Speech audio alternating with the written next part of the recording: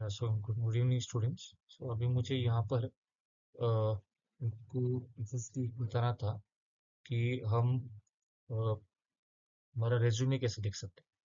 मुझे बहुत सारे स्टूडेंट्स ने रिक्वेस्ट किया था, बहुत सारे मेरे स्टूडेंट्स ने सिंस मेनी इयर्स कि आप इस तरह एक वीडियो बनाइए जिसमें मतलब रेज्यूमे कैसे लिखते हैं वो मैं एक्सप्लेन कर सकता हूँ। ठीक है, तो अभी इस वीडियो के अंदर मैं मतलब रेज्यूमे कैसे लिखते हैं और रेज्यूमे में कौन कौन से फीचर हम हाईलाइट कर सकते हैं जब हम रेज्यूमे लिखते हैं। तो ये सारी चीज़ें अभी मैं इस वीडियो के द्वारा आपके सामने रख रहा हूँ स्टूडेंट्स। तो देखिए, रेज्यूमे जो है वो आपका एक एंट्री पॉइंट होता है अगर आपको किसी भी आईटी कंपनी या किसी भी जॉब के लिए अप्लाई कर, क्योंकि जब वो जॉब प्रोफाइल हाईलाइट किया जाता है इंटरनेट पे और जब जब लाखों कैंडिडेट्स उसके लिए अप्लाई करते हैं, तो वहाँ पे क्या होता है कि पहले जो एलिजिबल कैंडिडेट्स हैं उनके जो रिज्यूमे है, जो सीवी है, वो पहले शॉर्टलिस्ट किया जाता है। और उसके बाद जो शॉर्टलिस्टेड कैंडिडेट्स हैं उनको एचआर के द्वारा या जो ये है मतलब जो ऑथराइज पर्सन है कंपनी में, तो उनके थ्रू कॉल्स आते हैं। पर पहला जो आपका स्टेप होता है, मतलब पहला जो आपका एक स्टेपिंग स्टोन होता है किसी भी जॉब को प्राप्त करने के लिए, तो वो ये है कि आपको आपका रेज्यूमे वो सिलेक्ट होना चाहिए। जनरली वो ये कहते हैं कि जो आजकल का माहौल है, तो उसमें जब आप जॉब्स के लिए अप्लाई करते हो आपका जो रेज्यूमे है वो एटीएस एप्लीकेशन, एटीएस का फुल फॉर्म है एप्लीकेशन ट्रैकिंग सर्विस। ठीक है, तो एप्लीकेशन ट्रैकिंग सर्विस जो है एटीएस कंपेटेबल होना चाहिए। अभी एटीएस कंपेटेबल का मतलब क्या है वो मैं आसान शब्दों में आपके सामने रख रहा हूँ, ताकि जो स्टूडेंट्स ये वीडियो देख रहे हैं तो ये आसानी से अपना रेज्यूमे अच्छी तरह से लिख सकते हैं। तो रेज्यूमे जब हम लिखते हैं तो हम कौन कौन से पॉइंट्स मतलब किस ऑर्डर में पॉइंट्स लिखेंगे ताकि आपका रेज्यूमे एटीएस कंपेटेबल हो, वो मैं आपको भी डिटेल में एक्सप्लेन करूंगा। तो इसमें जो पहला पॉइंट है स्टूडेंट्स, मतलब जब आप रेज्यूमे लिखते हो तो पहला तो आपका ऑब्जेक्टिव आएगा। तो ऑब्जेक्टिव फॉर एग्जांपल ये होगा कि आपको आईटी में क्यों काम करना है। ओके, और आपका मेन गोल क्या है, आपको जिस फील्ड में काम, नॉट ओनली आईटी, आपको जिस फील्ड में काम करना है उसमें क्यों काम करना है, उसका आपका मेन गोल क्या है, एम क्या है। ठीक है, तो वो आप यहाँ पे हाईलाइट करो। तो यहाँ पे मैं हमेशा स्टूडेंट्स को एडवाइस करता हूँ, एक सलाह देता हूँ कि जो आपका ऑब्जेक्टिव है वो आसान से शब्दों में होना चाहिए। ओके, मतलब हाँ, बट ये मतलब जो लैंग्वेज है वो फॉर्मल लैंग्वेज में होना चाहिए। कोई कुछ भी ग्रामेटिकल एरर्स नहीं होने चाहिए इंग्लिश में। बट ऐसा नहीं कि आपका जो ऑब्जेक्टिव है या जो जो पॉइंट्स है वो बहुत हाई लेवल इंग्लिश में होने चाहिए। इवन आसान शब्दों में आपने लिखा, पर ये टू द पॉइंट होना चाहिए। जैसे कि सपोज आप लिखोगे कि I want to work in software industry because I am passionate about programming and I want to enhance my talent and use my services for the benefit of the organization। तो ये जो है वो एक तरह से एक अच्छा ऑब्जेक्टिव हुआ। और ये मैंने अपने शब्दों में ये ऑब्जेक्टिव आपको कहा। तो आप जिस जॉब प्रोफाइल के लिए ट्राई करो उसके हिसाब से ऑब्जेक्टिव चेंज होगा। और आप ऐसा नहीं कि मेरे ही शब्दों को फॉलो कीजिए, आप अपने शब्दों में अगर आपका ऑब्जेक्टिव मुझसे और भी अच्छा है तो आप अपने शब्दों में भी ऑब्जेक्टिव जो है वो लिख सकते हैं। पर मेरे कहने का तात्पर्य है कि आपका जो ऑब्जेक्टिव है वो टू द पॉइंट होना चाहिए और वो फॉर्मल होना चाहिए, मतलब फॉर्मल शब्दों में होना चाहिए। तो बहुत सारे स्टूडेंट्स इनफॉर्मल शब्दों में भी ऑब्जेक्टिव लिखते हैं जिससे उनका इंप्रेशन डाउन होता है। तो उसके बाद ऑब्जेक्टिव के बाद आएगा आपका एजुकेशनल क्वालिफिकेशंस। तो इसमें आपने सो यहाँ पे मुझे दो तीन इम्पोर्टेंट पॉइंट आपको कहने। पहला पॉइंट है कि आपने जो लेटेस्ट क्वालिफिकेशन को अचीव किया है वो पोस्ट ग्रेजुएशन हो सकता है, या ग्रेजुएशन हो सकता है, तो वो डिसेंडिंग ऑर्डर में आने चाहिए। मतलब पहला, मतलब जो लेटेस्ट आपने एजुकेशन क्वालिफिकेशन किया वो पहले आना चाहिए। उसके बाद आपका उसके बाद का सपोज आपने पहले पोस्ट ग्रेजुएशन किया है, तो पोस्ट ग्रेजुएशन का जो क्वालिफिकेशन है वो पहले आना चाहिए। तो उसके बाद आपका ग्रेजुएशन, आपने किस फील्ड में ग्रेजुएशन किया है और किस कॉलेज से ग्रेजुएशन किया है वो उसके नीचे आना चाहिए। उसके बाद ट्वेल्थ कहाँ से किया है और आपने टेंथ कहाँ से किया है, और आपके पोस्ट ग्रेजुएशन का स्कोर क्या है, एग्रीगेट स्कोर सीजीपीए, इसका स्कोर क्या है, ये स्कोर भी मेंशन करना बहुत ज़रूरी है, और आपने किस कॉलेज से ये किया है। तो ये हमेशा डिसेंडिंग ऑर्डर में होना चाहिए। अभी यहाँ पे जो अगला पॉइंट आएगा वो ये है कि आपके स्किल्स।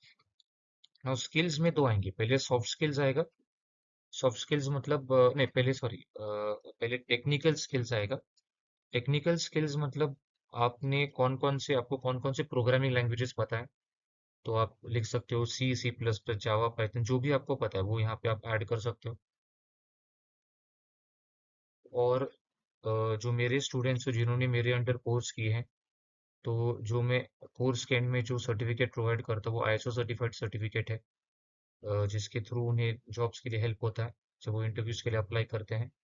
तो आप मेरे जो सर्टिफिकेट्स है, जो मैंने अपने जो मेरे अंडर कोर्स किए, वो भी कोर्स के नाम आप लिख सकते हो। ओके, उसके बाद आएगा सॉफ्ट स्किल। तो सॉफ्ट स्किल्स में बेसिकली, सॉफ्ट स्किल्स का मतलब क्या है कि आपके जो, फॉर एग्जांपल लीडरशिप स्किल्स, मतलब आपने आपके जो नॉन टेक्निकल स्किल्स है, मतलब टेक्निकल स्किल्स के अलावा जो स्किल्स है, जैसे लीडरशिप स्किल्स, देन आप लिख सकते हो ग्रुप डिस्कशन, ठीक है, देन मोटिवेशन एक्सेट्रा, तो ये सब आपके सॉफ्ट स्किल्स में आते हैं। Okay, humble etcetera. उसके बाद सॉफ्ट स्किल्स के बाद आएगा आपके इंटर्नशिप्स एंड सर्टिफिकेट्स। ओके, तो यहाँ पे आपने कहाँ पे इंटर्नशिप्स किए हैं, अगर एक लिस्ट ऑफ इंटर्नशिप्स है तो वो सारे इंटर्नशिप्स आप एक के नीचे एक मेंशन कर सकते हो। और अगेन सपोज आपने सर्टिफाइड कोर्स किए, तो यहाँ पर भी आप, फॉर एग्जांपल मेरे जो स्टूडेंट्स है, आप अपने रिस्पेक्टिव कोर्सेज के नाम यहाँ पे ऐड कर सकते हो, सर्टिफाइड कोर्सेज के नाम। ओके, तो ये सब इसमें आएगा ना। उसके बाद आएगा आपका जो एंड में इंटर्नशिप्स एंड सर्टिफिकेट्स के बाद, हाँ, आपके प्रोजेक्ट्स, मतलब आपने कौन कौन से प्रोजेक्ट्स किए हैं, ओके, उनके नाम, किस उन प्रोजेक्ट्स के नाम, उनके एप्लीकेशन के नाम, ये सब यहाँ पे आएंगे। ओके, उनके मतलब किस डोमेन में प्रोजेक्ट किया उसका एक डिस्क्रिप्शन, ये सब यहाँ पे है। अभी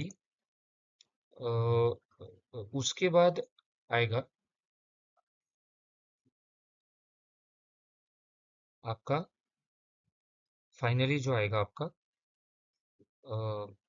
प्रोजेक्ट्स, और हाँ, आपके हॉबीज, अंत में आएंगे आपके हॉबीज।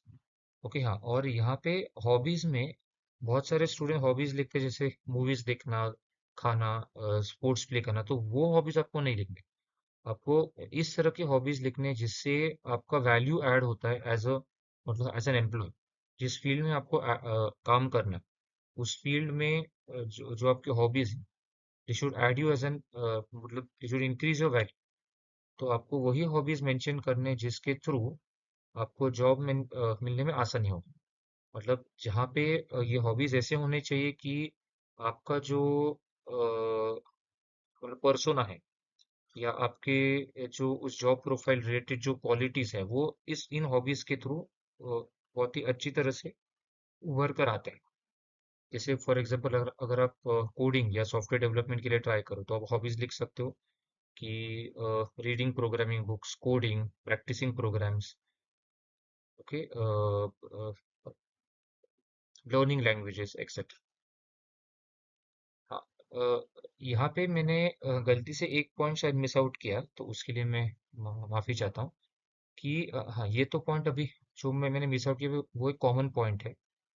तो उस पॉइंट का नाम है personal information. Personal information. Personal information में आपका नाम आएगा, आपका एज आएगा, जेंडर, आपका मोबाइल नंबर, आपका ईमेल आईडी, ये सारी चीज़ आएंगे।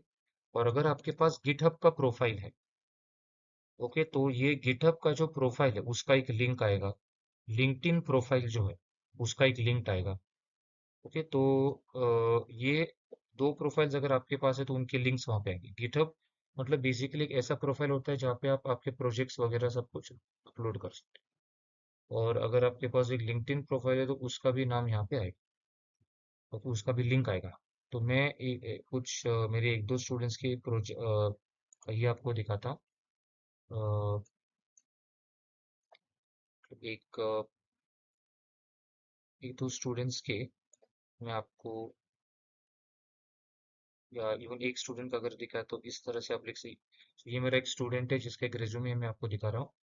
तो फॉर एग्जांपल देखिए, इसने पर्सनल इन्फॉर्मेशन लिखा है उसका, लिंक्डइन प्रोफाइल का भी लिंक मेंशन किया, तो ये क्लिक किया तो ऑटोमेटिकली उसका लिंक्डइन प्रोफाइल का लिंक ओपन होगा। एजुकेशनल, उसने एजुकेशन कहाँ से किया है, पोस्ट ग्रेजुएशन, ग्रेजुएशन, ये सारे लिंक्स यहाँ पे आएंगे। उसका प्रोफेशनल एक्सपीरियंस क्या है, ओके, मतलब कंपनीज के नाम। हाँ, सो इवन अगर आपके पास कोई प्रोफेशनल एक्सपीरियंस है तो वो पहले आएगा, और उसके बाद वो जहाँ पे आपने इंटर्नशिप किया है वो आएगा। हाँ, उसके बाद यहाँ पे जैसे आप देख रहे हो कि उसका टेक्निकल, उसके टेक्निकल स्किल्स, ओके, एंड उसने कहाँ कहाँ से कुछ प्रोफेशनल ट्रेनिंग्स ली, उनके नाम भी आएंगे यहाँ पे। ओके, और ये जो है वो एक तरह से उसके सॉफ्ट स्किल्स रिलेटेड है। ओके, लीडरशिप, और उसका जो जो लीडरशिप प्रॉपर्टी है वो किस इवेंट के थ्रू, या अ, किस, हाँ, इसके मतलब कि किस इवेंट के थ्रू, ओके, या वो रिफ्लेक्ट हो रहा है, उसने वो मेंशन किया है। ओके, इंटरेस्ट उसने मेंशन किए हैं। ओके, सो इस तरह से, ओके, आप आपका सीवी लिख सकते हैं। ओके, सो ये बेसिकली कैसा है देखिए, अभी मैंने यहाँ पे जो पॉइंट्स मेंशन किए हैं, तो ये पॉइंट्स आप ऐड कर सकते हो। मतलब यही मेन पॉइंट्स है जो जो आपको यूज करने हैं, जो आपको लिखने हैं, जो आपका, जब आप आपका सीवी लिखोगे। ओके, तो आपको इस ऑर्डर में वो पॉइंट्स लिखना है। ऑर्डर कभी कभी चेंज हो सकता है, जैसे मैंने कहा अभी, अगर आपके पास प्रोफेशनल एक्सपीरियंस है वो तो इंटर्नशिप और सर्टिफिकेट्स के ऊपर है। ठीक है, और जनरली मैं क्या रिकमेंड करूंगा, पहले आप आपका प्रोफेशनल एक्सपीरियंस लिखिए। अ, उसके बाद आप स्किल्स, सॉफ्ट स्किल ऐसा, मतलब skills, technical skill, soft skill ऐसा लिख सकते हो, और उसके बाद इंटर्नशिप सर्टिफिकेट्स, या इसको इंटर्नशिप सर्टिफिकेट्स का जो पॉइंट है आप वो आपके स्किल्स के पॉइंट के ऊपर लिख सकते हो। ओके, तो इन दोनों में आप ऑर्डर को चेंज कर सकते हो, और उसके नीचे आपके प्रोजेक्ट्स आएंगे, हॉबीज, और जैसे मैंने कहा आपको वही हॉबीज मेंशन करने यहाँ पे जिसके थ्रू आपके जो मतलब ऐसे एट्रीब्यूट्स एम्प्लॉयर को समझ आएंगे, जिसके बल पे वो आपको एज एन एम्प्लॉय हायर कर सकते हैं। ओके, तो मैं उम्मीद करता हूँ ये वीडियो आपको बहुत अच्छा लगा होगा, और भी ऐसे इंफॉर्मेटिव वीडियोस के लिए मेरा यूट्यूब चैनल डेफिनेटली सब्सक्राइब कीजिए। Thank you.